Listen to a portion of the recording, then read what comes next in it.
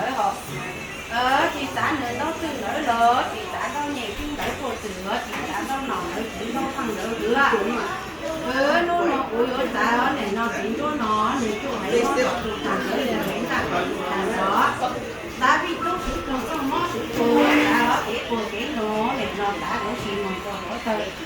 đối tớ cũng có chọn một cái chị chọn một số thằng chị thằng đó chị nó một cái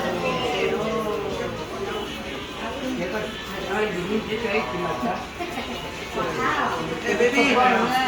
ê, nè, đừng nhìn đâu có nha. Quay như nào đi? Sắp quá nè.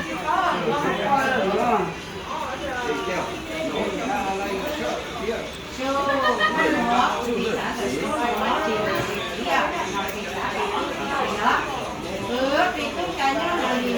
vì tất cả những người đi đó nó chị xã đâu tin nữa chị xã đâu nọ nữa chị đâu thằng nữa chị xã nữa này nọ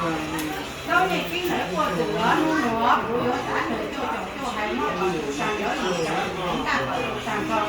xã bị số sự trong số mót bị tố xã cái cô cái tố xã đó này nó xã ra nó này nó từ cho một số kia thì cho nó tôi thằng gì thằng có cái gì nó một gì đâu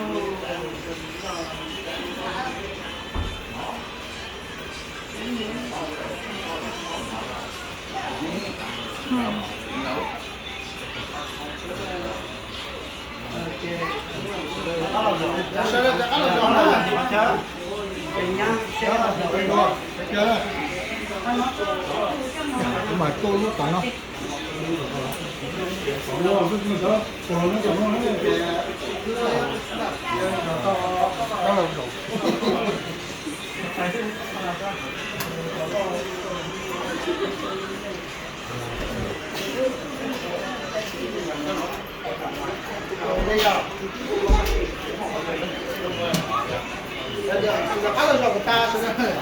Đúng là cái này vẫn nhìn chắc là.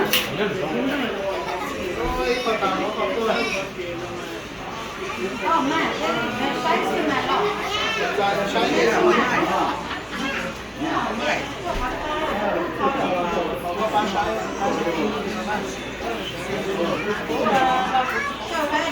Ôi trời này hạt rồi, cái vấn đề gì à? Yes.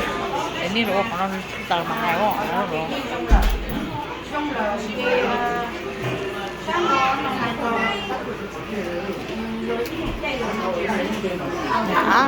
Dễ đảm bảo cái giọt lúa hay giọt phấn nồng thôi nào.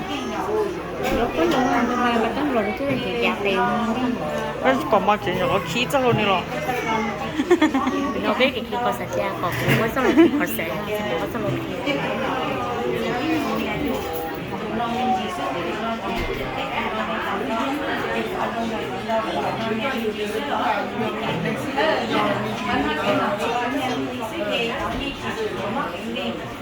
nó còn cái gì cũng một cả có cái trong đó mà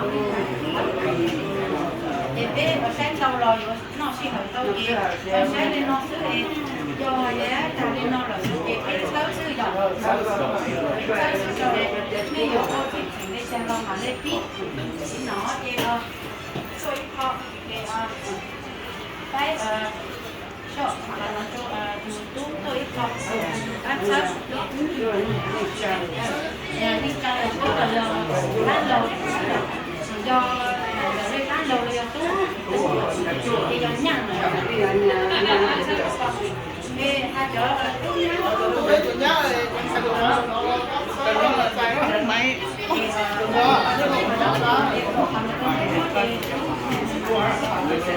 Mấy nó bây giờ là ca sĩ của mẹ nhỏ nó biết được cùng cái gì thì đó nó bây giờ này nó sao họ chỉ có ăn được chỗ nó nữa này nó trong chỗ nó sao trong nó sao ở này nó còn đâu nó còn nữa rồi còn đâu mà có mấy ông nào ông chỉ mà có này nó chỉ cần phù hợp với gì còn nó đi xa vào đi chia có ra để xem có đồ có đâu nó có liền nó chỉ cần có nữa họ có liền họ chỉ cần gì á nó đi xa vào đi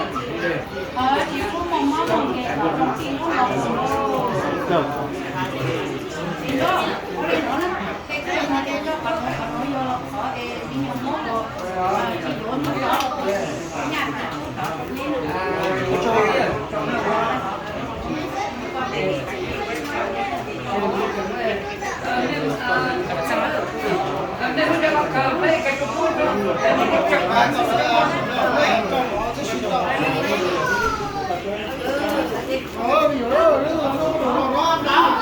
Semua itu mau nalin anak nona.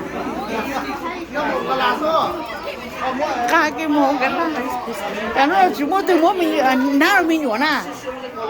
Eh lagu apa?